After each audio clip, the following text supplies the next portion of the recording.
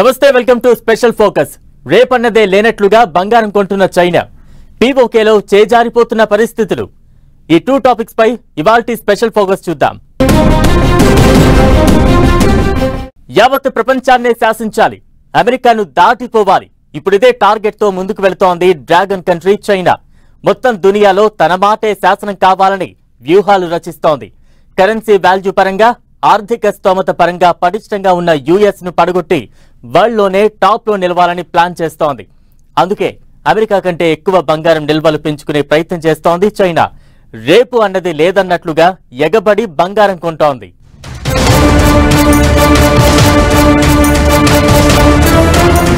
ప్రపంచ దేశాలపై ఆధిపత్యం కోసం చైనా ప్లాన్.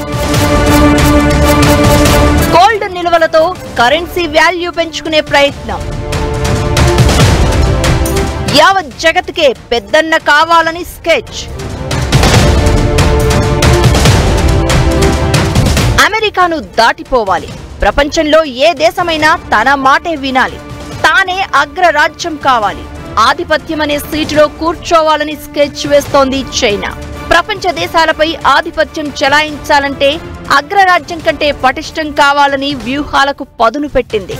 ఇప్పటికే భారీగా గోల్డ్ నిల్వలతో పెద్దన్న పాత్ర పోషిస్తున్న అమెరికాను ఎలాగైనా చేసి టాప్ ప్లేస్ లోకి వెళ్లాలనే ప్రయత్నాల్లో ఉంది. బంగారం నిల్వలు దేశ ఆర్థిక పటిష్టతకు, స్థిరత్వానికి నిదర్శనం. ఏ దేశమైనా ఎంత పటిష్టంగా ఉందో తెలియాలంటే ఆ దేశ గోల్డ్ నిల్వలను బట్టే నిర్ధారిస్తారు. గోల్డ్ నిల్వల విషయంలో వరల్డ్ లోనే రిచెస్ట్ కంట్రీగా ఉంది అమెరికా. అందుకే ఆ దేశం అన్ని దేశాలపై ఆధిపత్యం చెలాయిస్తోంది. అమెరికా కరెన్సీ కూడా మిగతా దేశాలతో పోలిస్తే చాలా ఎక్కువ. ఏ దేశమైనా తమ కరెన్సీని అంతర్జాతీయంగా వాల్యుయేట్ చేయాలంటే యుఎస్ డాలర్ తో పోల్చుకోవాల్సిందే. అందుకే అన్ని దేశాలపై అమెరికా ఆజమాయిషీ కొనసాగుతూ వస్తోంది. ఇప్పుడు అమెరికాను ఢీకొట్టే వ్యూహంతో చైనా దూకుడుగా ముందుకెళ్తోంది. గోల్డ్ హోల్డింగ్స్ ను పెంచుకుంటూ పోతుంది. అగ్రరాజ్యంగా ఉన్న అమెరికా స్థానాన్ని రీప్లేస్ చేయాలని డ్రాగన్ కంట్రీ ప్రయత్నాలు చేస్తోంది. యుఎస్ డాలర్ విలువ ఇండియన్ కరెన్సీతో పోలిస్తే 84 రూపాయలు ఉంది. చైనా యువాన్ విలువ ఇండియన్ కరెన్సీలో దాదాపు 12 రూపాయలు. అంటే యుఎస్ కరెన్సీ వాల్యూ 6 రెట్లు ఎక్కువ.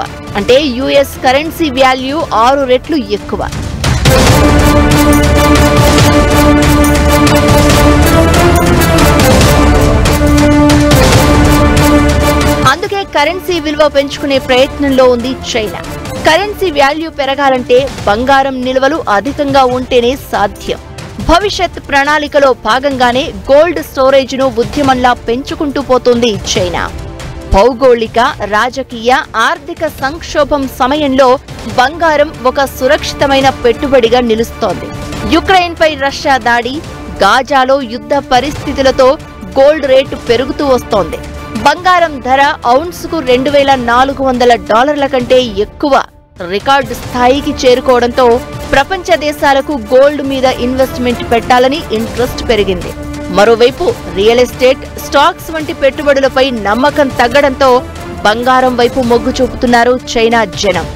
ఇదే సమయంలో డ్రాగన్ దేశ కేంద్ర బ్యాంక్ తమ గోల్డ్ నిల్వలను భారీగా పెంచుకుంటోంది. రేపు అనేది లేదు అన్నట్లుగా బంగారం కొనుగోళ్లు చేస్తోంది.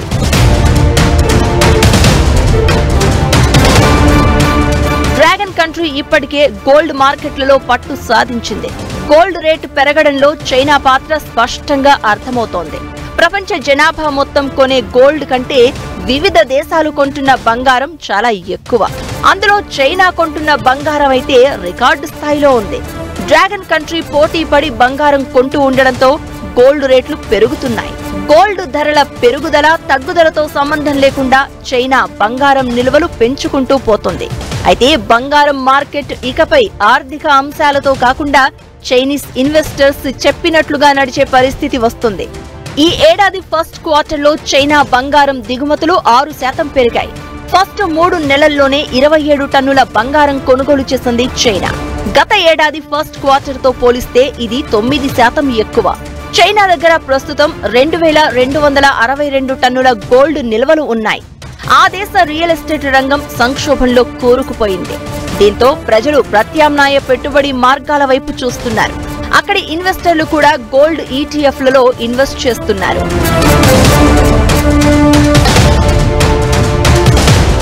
మరోవైపు చైనా సెంట్రల్ బ్యాంక్ భారీగా బంగారం కొంటోంది. ఈ ఏడాది మార్చిలో people's bank of China record స్థాయిలో 5 టన్నుల గోల్డ్ను కొనుగోలు చేసింది.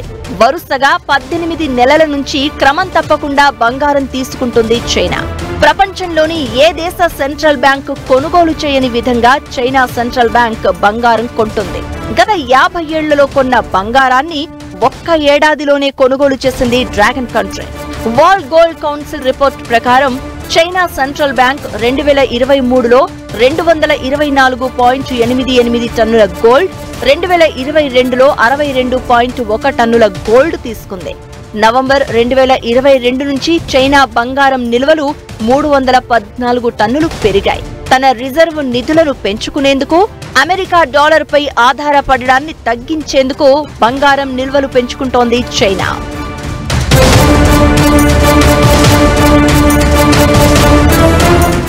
డ్రాగన్ కంట్రీ ఒక్కటనే కాదు, ప్రపంచంలోని చాలా దేశాలు బంగారం నిల్వ చేసుకుంటున్నాయి. చిన్న పెద్ద దేశమని తేడా లేకుండా డిఫెన్స్ రంగంపై ఇన్వెస్ట్ చేయడంతో పాటు బంగారం నిల్వలను పెంచుకునే ప్రయత్నం చేస్తున్నాయి. ప్రపంచంలోనే అత్యధిక గోల్డ్ నిల్వలున్న దేశంగా అగ్రరాజ్యం అమెరికా టాప్ లో ఉంది. యుఎస్ తో పోటీ పడి చైనా తన బంగారం నిల్వలు పెంచుకునే ప్రయత్నం చేస్తోంది.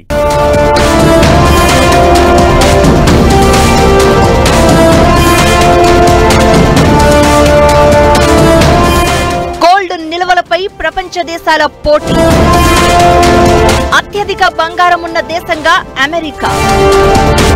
భారత ఆర్బీఐ దగ్గర 8 లక్షల కిలోల బంగారం. అది ఏ రంగమైనా అందరిలో మనమే టాప్ ఉండాలి. డిఫెన్స్, స్పేస్ సెక్టార్లలో పోటీ పడిన ప్రపంచ దేశాలు ఇప్పుడు గోల్డ్ నిల్వల విషయంలోనూ తగ్గేదే లేదంటున్నాయి. బంగారం నిల్వలున్న దేశాల్లో టాప్ లో ఉంది అమెరికా. అగ్రరాజ్యాన్ని తలదన్నేలా గోల్డ్ కొనేందుకు ప్రయత్నిస్తోంది డ్రాగన్ కంట్రీ. వరల్డ్ వైడ్ గా అమెరికా ఆధిపత్యాన్ని తగ్గించేందుకు, ఆ దేశ కరెన్సీ వాల్యూను కూడా తగ్గించేందుకు చైనా ఎత్తులు వేస్తోంది. అన్ని దేశాలు అంతర్గత సమస్యలు, పొరుగు దేశాలతో సమస్యలతో ఇబ్బంది పడుతూ ఉంటే డ్రాగన్ కంట్రీ మాత్రం గోల్డ్ నిల్వలపై దృష్టి పెట్టింది.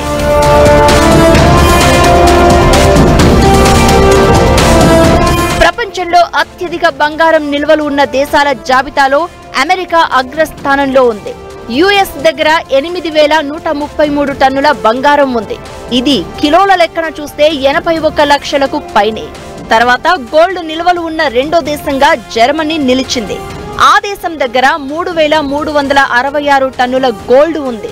మూడో స్థానంలో ఉన్న ఇటలీ దగ్గర 2,451 టన్నులు. ఫోర్త్ ప్లేస్ లో ఉన్న రష్యా దగ్గర 2,227 టన్నుల బంగారం నిల్వలు ఉన్నాయి. గోల్డ్ స్టోరేజ్ విషయంలో భారత్ 9వ స్థానంలో ఉంది. భారత్ తరపున ఆర్బీఐ దగ్గర ప్రస్తుతం 822 టన్నుల గోల్డ్ నిల్వలు ఉన్నాయి. ఇది కిలోల లెక్కన 8 లక్షల కిలోలకు పైనే ఉంటుంది.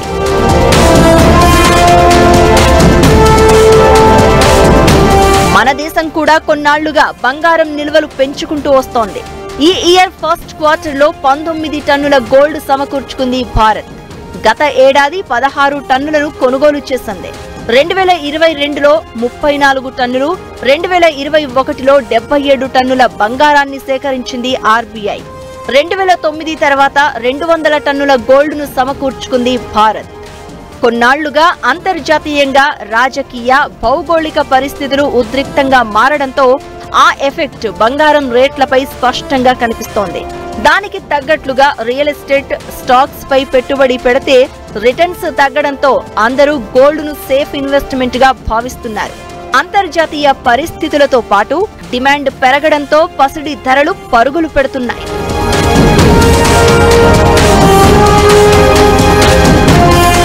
ఏడాది కిందట గోల్డ్ రేట్ ఔన్స్ కు $2,000 ఉండగా ఇప్పుడది $2,300 దగ్గర కొనసాగుతోంది. ఈ ఏడాది ఏప్రిల్లో అయితే ఔన్స్ బంగారం ధర $2,430కు చేరింది. 5 నెలల కాలంలోనే 10 గ్రాముల బంగారం ధర 60,000 నుంచి 71,000కు చేరింది. ఏప్రిల్ 12న ఏకంగా 73,958 రూపాయలుగా ఆల్ టైమ్ హై వాల్యూ నమోదు చేసింది. యుఎస్ డాలర్ పై ఆధారపడడాన్ని తగ్గించుకునే ప్రయత్నం మొదలుపెట్టాయి వివిధ దేశాలు. తమ విదేశీ మారక నిల్వల్ని పెంచుకోవడంతో పాటు కరెన్సీ సామర్థ్యాన్ని పటిష్టం చేసుకునేందుకు బంగారం నిల్వలపై ఫోకస్ పెట్టాయి. దీంతో తమ దేశ సెంట్రల్ బ్యాంకులతో బంగారం కొనుగోలు చేయిస్తున్నాయి ప్రపంచ దేశాలు.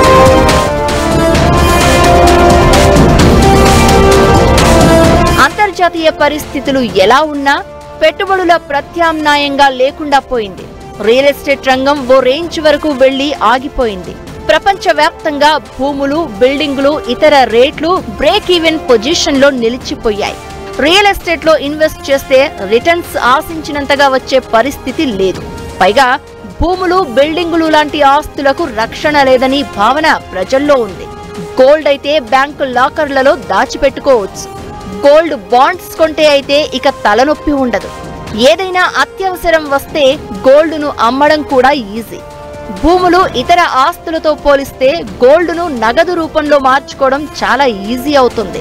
సేమ్ టైం 10 లక్షల లోపు నగదు ఉంటే చెప్పుకోదగ్గ స్థిరాస్తి కొనలేం. ఇంటి స్థలం కొనాలన్నా ఆ డబ్బు సరిపోదు.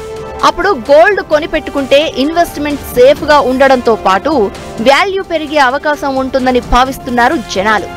అందుకే అన్ని దేశాల సెంట్రల్ బ్యాంకులతో పాటు ఆయా దేశాల్లోని ప్రజల దగ్గర కూడా బంగారం నిల్వలు పెరుగుతూ వస్తున్నాయి.